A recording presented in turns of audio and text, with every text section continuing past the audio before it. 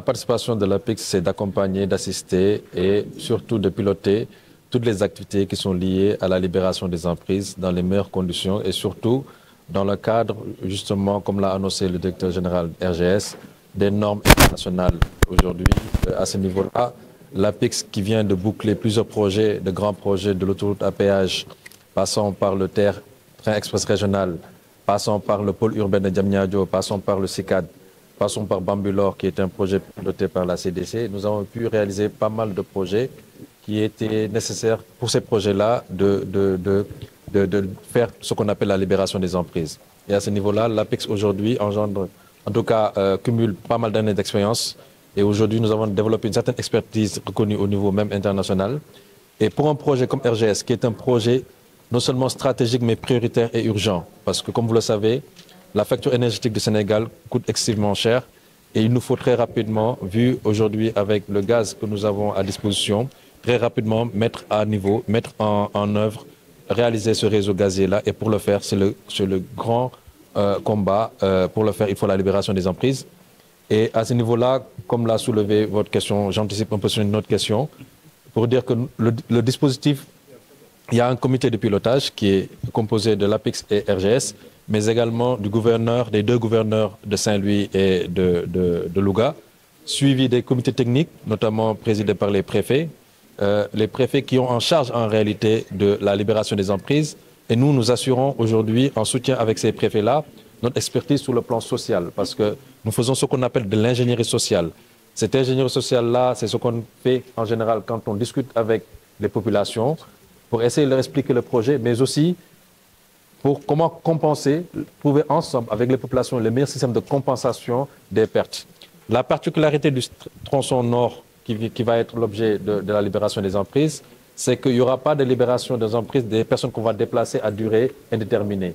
Une bonne partie de ces personnes-là vont être déplacées à durée temporaire, parce que pour laisser les constructions, un réseau gazier, ça va être sous terre, et donc on pourra trouver des systèmes d'aménagement pour sécuriser déjà le réseau, parce qu'on ne peut pas occuper en tout cas le réseau au-dessus du réseau, mais aux alentours du réseau, comment valoriser avec l'appui des populations riveraines qui peuvent trouver aussi leur intérêt à ce qu'il y ait le réseau, parce que tout simplement, nous allons trouver ce système de compensation harmonisé avec les populations. Donc c'est ça notre rôle au niveau de l'APIX en accompagnant le RGS.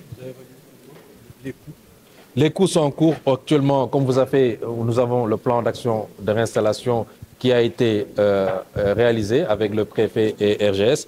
Nous allons, avec la signature de ce protocole-là, nous allons recevoir toute la documentation que nous avons évaluée.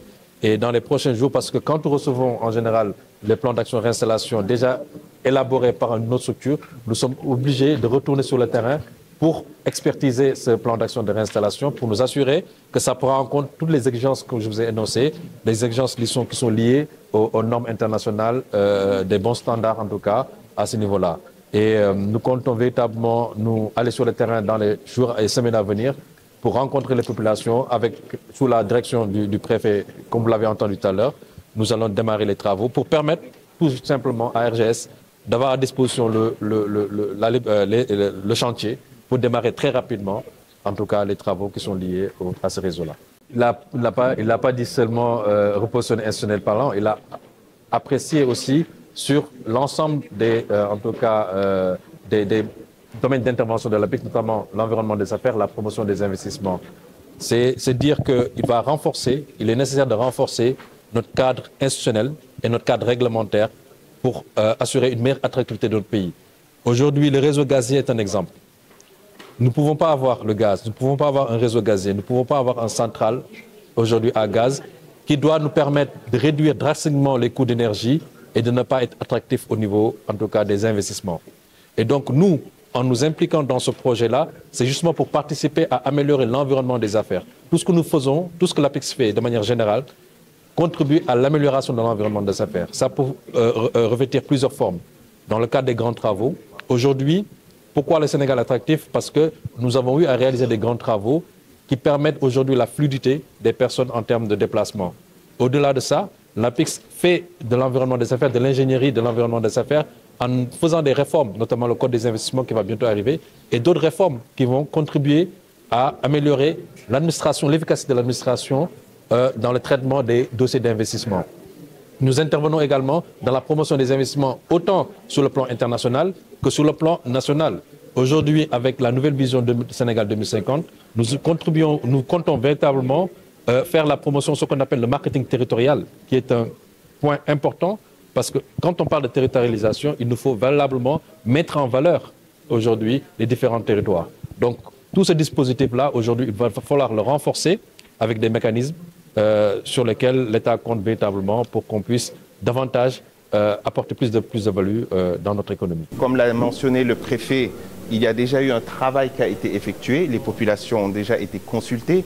Ils sont au courant du projet. Le PAR, le plan d'action et de réinstallation, a déjà été élaboré et validé par les commissions de réinstallation. Et aujourd'hui, les barèmes seront appliqués. Nous allons aller, toutes les personnes qui auront un impact, seront impactées par ce projet seront dédommagées à juste valeur avant tout début de construction.